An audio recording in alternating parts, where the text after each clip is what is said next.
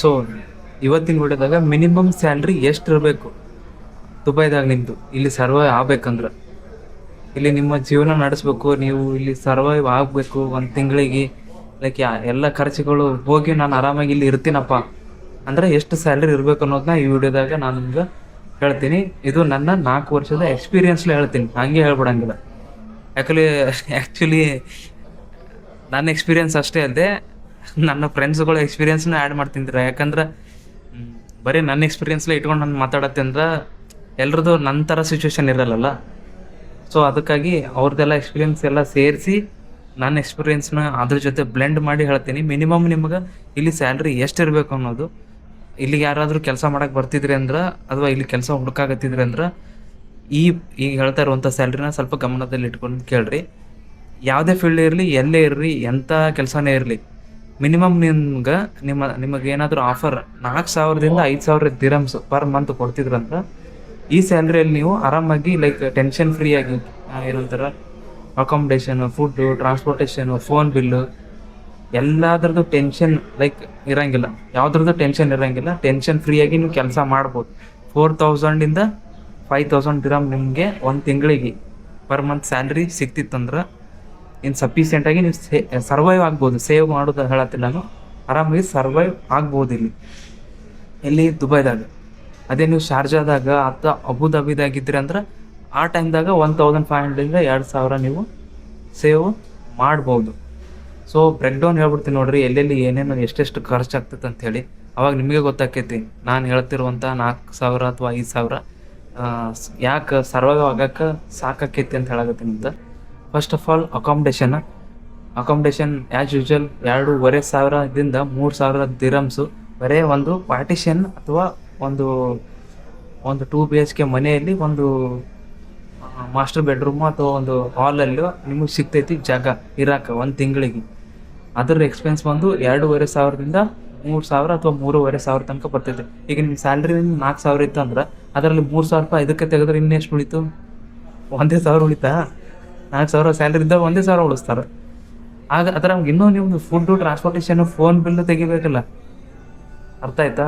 So ಅವಾಗ ಎಷ್ಟು ಉಳಿತೈತಿ ಲೆಕ್ಕ ಹಾಕಿರಿ ನೀವೇ.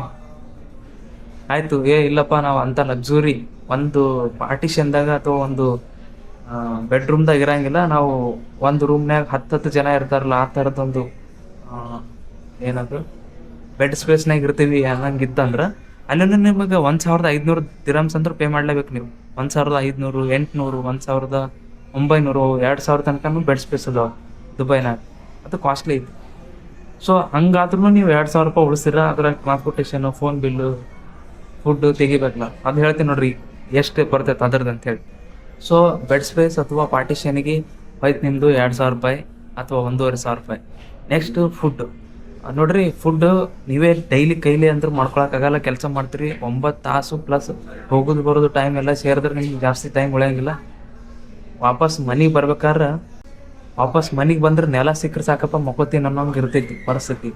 ಸೊ ಅಂಥ ಟೈಮ್ದಾಗ ಒಂದೊಂದು ಸರಿ ನೀವು ಮಾಡೋಕ್ಕಾಗಲ್ಲ. ಆಮೇಲೆ ಕೆಲವು ಟೈಮ್ದಾಗ ನೀವು ಮಾಡ್ಬೋದು, ಈಗ ಸ್ಯಾಟರ್ಡೇ, ಸಂಡೇ ಅಥವಾ ಮಂಡೇ ಈ ಥರ ಫ್ರೀ ಟೈಮ್ದಾಗ ಮಾಡ್ಬೋದು. ಸೊ ನೀವು ಸ್ವಲ್ಪ ಮಾಡಿಕೊಂಡು ಸ್ವಲ್ಪ ನೀವು ಹೊರಗಡೆ ತಿಂದು ಎಲ್ಲ ಆದ್ರೆ 400 ದಿರಮ್ ಬರ್ತೈತಿ. ಲೈಕ್ ಸ್ಯಾಟರ್ಡೇ, ಸಂಡೇ, ಮಂಡೇ ನೀವು ಮನ್ಯಾಗ ಮಾಡ್ಕೊಂಡು ಉಳಿದ ದಿನ ನೀವು ಹೊರಗಡೆ ತಿಂತಿದ್ರಂದ್ರೆ 400 ಮಿನಿಮಮ್ ಬೇಕೇ ಬೇಕು. ಯಾಕಂದ್ರೆ ಇದ್ರಾಗ 150 ರೂಪಾಯಿ ನೀವು ಮಾಡ್ಕೊಂಡು ತಿಂದ್ರೆ ಆಮೇಲೆ 350 ರೂಪಾಯಿ ಅಥವಾ 250 ರೂಪಾಯಿ ಹೊರಗಡೆ ತಿಂದ್ರೆ ಸೇರಿಸಿ ಹೇಳಾಕತ್ತೀನಿ. 400 ಊಟದ ಹೋಯ್ತಾ. ಆಮೇಲೆ ಫೋನ್ ಬಿಲ್ 100 ದಿರಮ್ ಇಟ್ಟು ಬಿಡ್ರಿ, ಯಾಕಂದ್ರೆ ನೀವು ದೂರ ಇರ್ತೀರಿ, ಮನ್ಯಾಗ ಮಾತಾಡ್ತೀರಿ.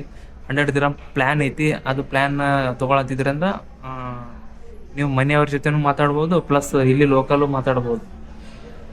ಸೊ ಅಲ್ಲಿ 100 ದಿರಮ್ ಹೋಯ್ತಾ. ಆಮೇಲೆ ಟ್ರಾನ್ಸ್ಪೋರ್ಟೇಷನು, ಈಗ ಕಂಪನಿ ನಿಮಗೇನೂ ಕೊಡತ್ತಿಲ್ಲ, ಬರೀ 4,000 5,000 ಸ್ಯಾಲ್ರಿ ಕೊಡತ್ತಿತ್ತಂದ್ರೆ ಟ್ರಾನ್ಸ್ಪೋರ್ಟೇಷನ್ 150ರಿಂದ 200 ತನಕ ಹೋಗ್ತೈತಿ.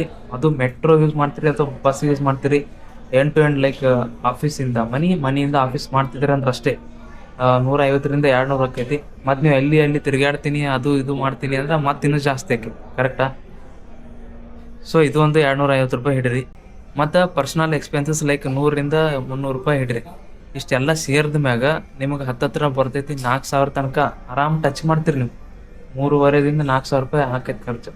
ಸೊ ನಿಮಗೆ ಕಂಪ್ನಿಯವರು ಮಿನಿಮಮ್ 4,000ದಿಂದ 5,000 ಸ್ಯಾಲ್ರಿ ಕೊಡತ್ತಿದ್ರಂದ್ರೆ ಮತ್ತು ಯಾವುದೇ ರೀತಿಯಾದಂಥ ಬೆನಿಫಿಟ್ಸ್ ಕೊಡತ್ತಿರ್ಲಿಲ್ಲ ಅಂದ್ರೆ ಇಷ್ಟು ಅಮೌಂಟಲ್ಲಿ ನೀವು ಆರಾಮಾಗಿ ಸರ್ವೈವ್ ಆಗ್ಬೋದು. ಈಗ ಒಂದು ಕಂಪನಿ ಒಳಗೆ ಯಾವುದೇ ಬೆನಿಫಿಟ್ಸು ಕೊಡದೆ ಬರೀ ಸ್ಯಾಲ್ರಿ ಕೊಡತ್ತಿದ್ರಂದ್ರೆ ಮಿನಿಮಮ್ 4,000ದಿಂದ 5,000 ಅವ್ರು ಕೊಡಲೇಬೇಕು. ಅಂದಾಗ ನೀವು ಇಲ್ಲಿ ಆರಾಮಾಗಿ ಜೀವನ ಮಾಡ್ತೀರಿ, ಸರ್ವೈವ್ ಆಗ್ತೀರಿ.